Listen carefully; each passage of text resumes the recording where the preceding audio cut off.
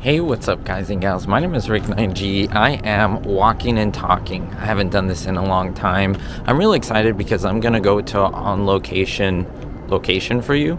If you've heard of the Little Rascals, Laurel and Hardy, you are very aware of where they were made. They were made in Culver City, California, in an old studio named HAL ROACH Studios. So we're gonna go and see what is there now. Unfortunately, not a lot is there at the moment. So I'm going to show you what is left of it, as well as there is one remnant, or actually two, that I'm aware of HAL ROACH Studios. And we're going to go look at that. I'm crossing the street right now, and I love this little camera. It's so helpful, so that I can walk and talk, and it's not too distracting. People still look, but it's not that bad at all. And I got free parking because... yeah, I would recommend getting street parking. We're going to be in Culver City, California, right on the corner of Washington and National. So let's go take a look at what is here and what was HAL ROACH Studio lot with a back lot and what is here now.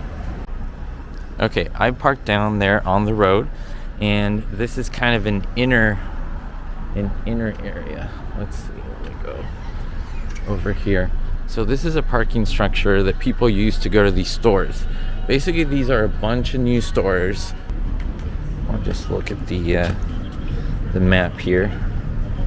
Washington, Metro, National's over here. And you can see what is here now. Some of these things I don't even recognize because they're mostly like restaurants, low-key, bakery, things like that, all on the site of former HAL ROACH Studios. Very cool. They're selling clothing. We are literally walking on what was HAL ROACH Studios right here.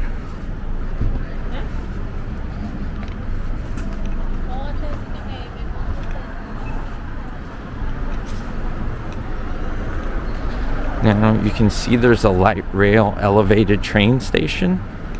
That was built on the footprint of a previous railroad that used to run right next to HAL ROACH Studios. So everything on my right, this is now a Sweetgreen. It's a restaurant. There's like a bakery down there. I've even eaten pizza here a couple of years ago. It's very expensive, very poshy. That's all previously HAL ROACH Studios. Clothing stores, if I'm not mistaken, this used to be like a bridal shop. Where they used to sell bridal dresses. Now they just sell fancy dresses. And we're coming upon essentially what is left. Remember, I can put old photos to show you what this all looked like. But there's National, and this is Washington. That's a relatively new hotel. This is like the elevator rail, but there's like a little park. It's like this little park area. Well, we're walking to the final remnants of what was HAL ROACH Studios. Many people don't even know. Look, it's like a little dog park here. Because remember, Culver City is the heart of Hollywood. Essentially, this is a second Hollywood. And I want to show, first object is this tree. Now, I used to walk or drive with my mom here when I was a couple years old. We used to stop at this light, continue on to my dad's work, and I used to see that little, what is it called? Looked like a headstone. And I used to ask my parents what that was. I used to say, is someone buried there? And they just kind of laughed and said, yeah, sure. They really didn't know what it was. So this is original tree from that time, as well as this.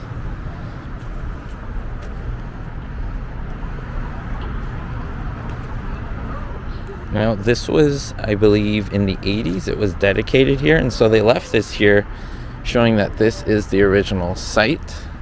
I don't want to come to this side to kind of show. Today's Sunday, so it's kind of a slow day. This is all new, pretty much. I think that's like Apple. Yeah, it's Apple. And just no real remnants. There were even leftover train tracks over here from the original train that used to be over here, and this train used to go right straight through all the way to downtown Los Angeles, which is why this area is sectioned off. The train's there, but there are old railroad tracks. A lot were removed, but there's probably some here and there.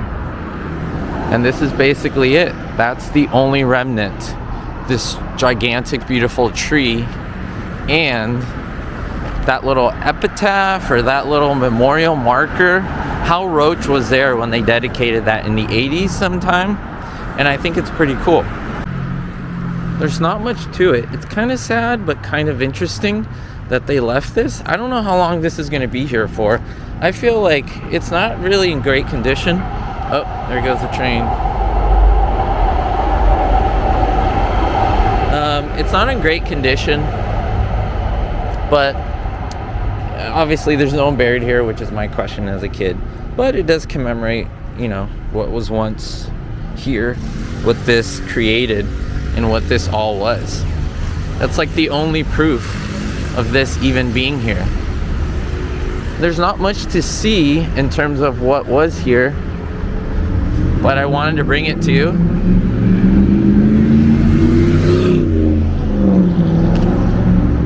But I did want to bring it to you because I'm sure people want to know what is here now, where it was, and it's kind of lost. It is a shame that it is gone. I definitely am on board with that. I wish they would have kept the studio, made it like a touring area, but the reality is they are making more money here. LA is huge. There's a lot of people here, but there's also limited space overall. And so if they're not making money with it, it's sold and it's repurposed. And so this is apparently making more money now, although it's Sunday at noon and no one is here, which is a thing. So it's kind of a shame because this should be a little more happening than not, but it's not. It's pretty quiet.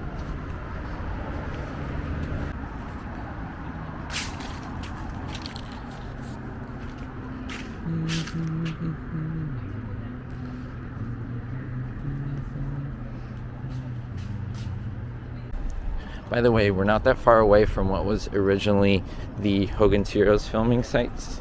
Yeah. Wait, this is the street. No. And so this is very much old Hollywood where things were filmed. Hogan's Heroes was filmed.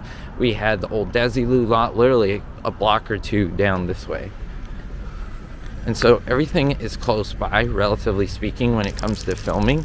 And so this is a cul-de-sac, end of the road. You can't really do anything. It comes back. Because then again, this was all studio. This was all enclosed.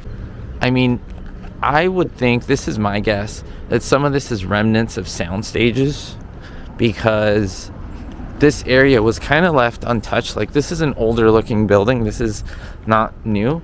And all this stuff is older than the new stuff in front. They want to promote and make money with the stuff in front. These are older buildings, and I'll just show you the cul-de-sac here because, again, a lot of this would be former studio property. These streets, LA, when they put something new, they usually leave the streets. These are probably really old streets, even part of the studio streets. There's no reason to change the streets, take out the asphalt, take out everything under the streets like wiring and piping and stuff, and so they build everything on top and change that. So I mean, this looks like former soundstage areas that are repurposed, just to get an eye on this. But I hope you enjoy looking at this. So as I got in my car, there was literally someone behind me waiting to park here, and I was like, I'm not going yet. I literally had to put all my camera equipment away and make sure everything's back. You know, I don't want to be rushed out there, and I had to make my outro. So I hope this was interesting too. I wanted to show you the intersection of Washington and National, showing you where the original HAL Roach Studio site was. We have that marker showing it.